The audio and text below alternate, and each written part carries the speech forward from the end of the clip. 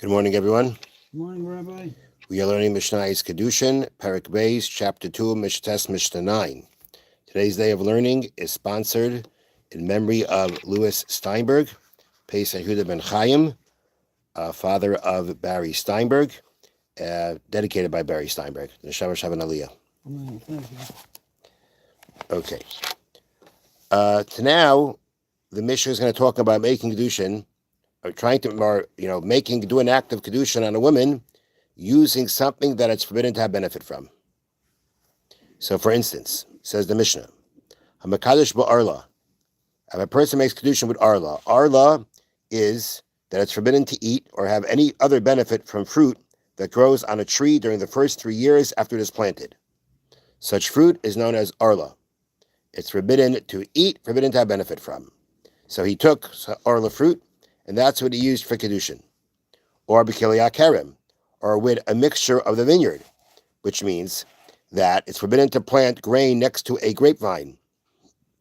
If such a mixture is planted, whatever grows from it is prohibited to benefit from.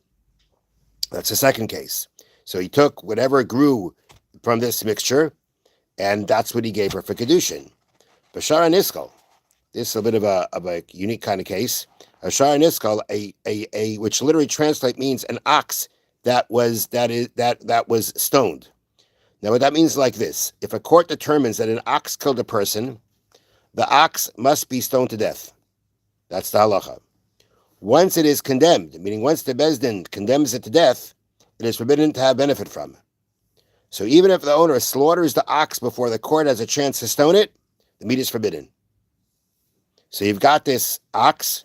There was a decision from Beis Din, it has to be stoned, and you went ahead and you, let's say, shechted it, and then you gave a piece to her for Kiddushin.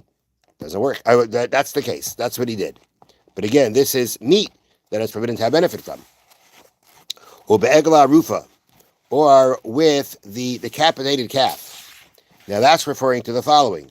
If a person is found murdered and the murderer cannot be found, the elders of the nearest town must perform the procedure of egla rufa, in which they take a calf to a rock-hard valley where they behead it and declare that they bear no responsibility for the murder. Once the calf is brought to the valley, it's prohibited to benefit from.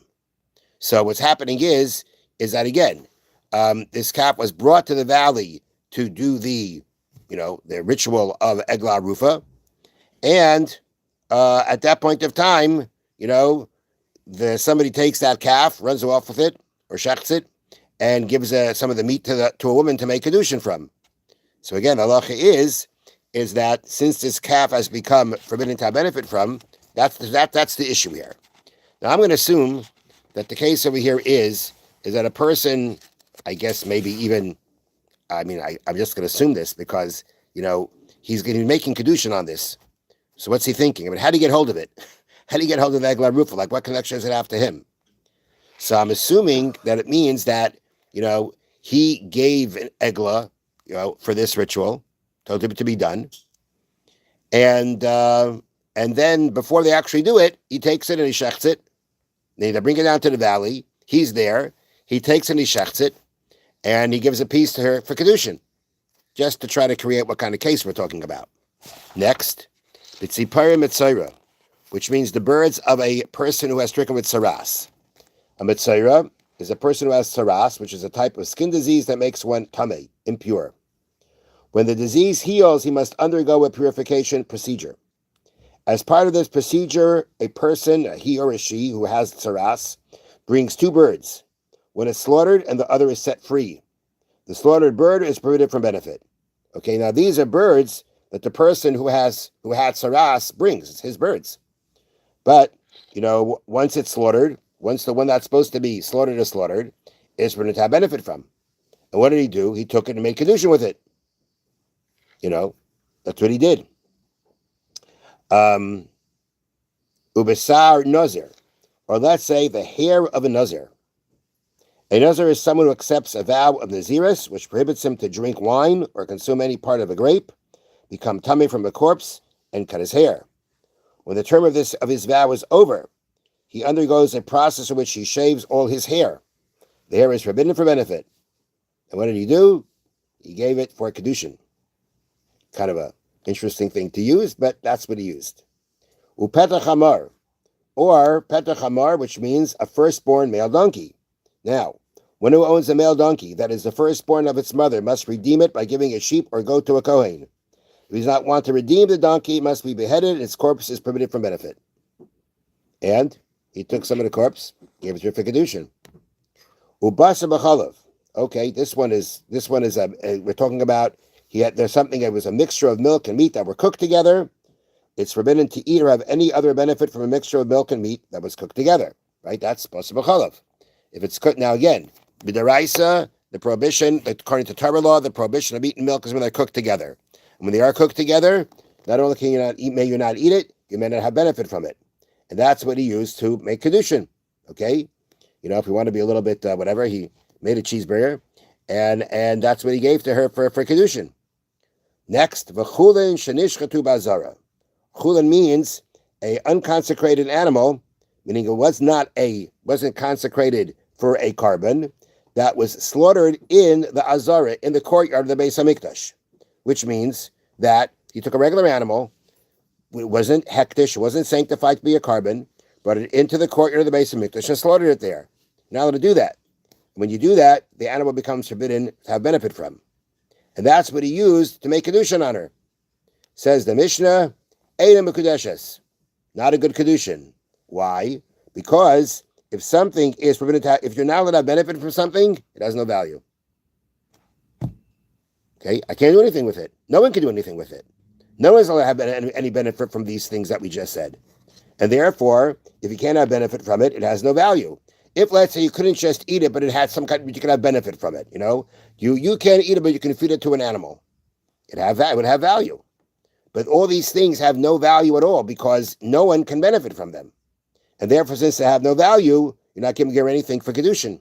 Kiddushin means you're giving her, at least if you're trying to Mekadosh her with if it's not with a star, with a document, trying to give her something to make Kiddushin, it's meant to be a Kiddushin of kesef, of giving her something of value. Well, you can't call this something of value if no one can benefit from it. However, Macharin, let's say he sold them. Sold it to someone. He sold it to a guy, let's say. Okay? Sold it to a guy. The Kiddush b'demeyan. And now the money that he got in exchange for them, he uses that for Kiddushin. Mukadeshes. Then she is Mukadeshes. Since these objects, and the explanation is that although it is forbidden to sell these things, meaning he wasn't allowed to sell it, he's not allowed to have benefit, right? If you sell it, you're having benefit. Then the question is who you're selling it to. So I said to a guy just to make it more, feasible. But at the end of the day, you're not allowed to sell it. If you sell it, you're having benefit. But you did it anyway. You sold it. And somebody gave you money for it. If a person does sell them, he's allowed to benefit from the money he receives. The money can thus be used for Kiddushin. Meaning the money exchanged for these objects you do not have benefit from do not get the status of those things that you gave the money for. And therefore, since the money you can have benefit from, you can use it for Kiddushin. Now, there are actually two things which we say that the money you exchange for them has the same status. If, let's say, you have something that is considered avodah zarah, you have an object of avodah zarah, you sell it. The money you get for it is forbidden to have benefit from, just like the avodah zarah, just like the object that was, let's say, that's for avodah zarah. Same thing, Shemitah, right? Shemitah, fruit, you're not allowed to do business with it, you're not allowed to benefit with it, you're not allowed to do business with it, okay? Actually... You can have benefit, but you can't sell it. Well, you can have benefit from it, yes, but you can't sell it. But you can't do business with it, let's put it that way. But at the end of the day, money that, now we know that even that the Shemitah produce has specific laws how to treat it. And the money that you actually get from selling Shemitah fruit also gets the sanctity of Shemitah fruit. And it also has limits to what it can be used for. So there are things that when you exchange them, that the status of the original object will go over to the money. And the money will have the same laws, like by the avodah zarah. You can't have benefit from it. The money you can't have benefit from. But those are the only two things that it applies to. All these other things mentioned here that you may not have benefit from, if you exchange them for money, which we're not allowed to do, but you did them anyway, the status, the laws of that object did not go over to the money can have benefit from, and therefore you use the money for Kiddushin. Have a wonderful day. Thank you, Reverend.